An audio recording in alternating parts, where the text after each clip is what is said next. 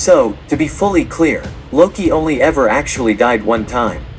When he dropped from the Bifrost in Thor, he didn't die, but rather went directly into a wormhole that eventually led him to a world called Sanctuary, where he met a guy you may have heard of, Thanos. Thanos is the one who then set Loki up with the scepter, with the Mind Stone intact, and sent him to conquer Earth, which is what we saw play out in the Avengers. We see Loki using the scepter for the first time in the Thor credits scene, where he's using it to control Dr. Selvig. The next time that Loki died was in Thor: The Dark World, when he sacrificed himself alongside Thor during a fight against the Dark Elves in an attempt to kill Algrim. Loki died in Thor's arms, with Thor promising to tell of his redemption. However, as the movie's ending shows, Loki was not actually dead.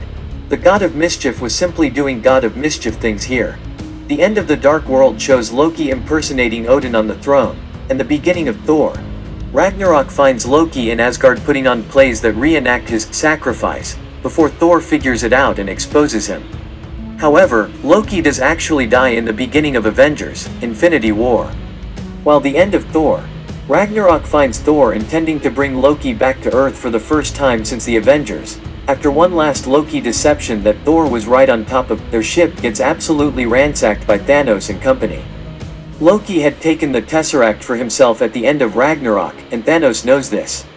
Seeing the damage done, Loki reveals that he has the Tesseract, and pretends to swear allegiance to the big purple fella before a doomed attack on Thanos. Thanos freezes Loki in his place, and chokes him to death, as a horrified Thor watches on. Loki, after all of his scheming and mischief, died in an attempt to save Thor.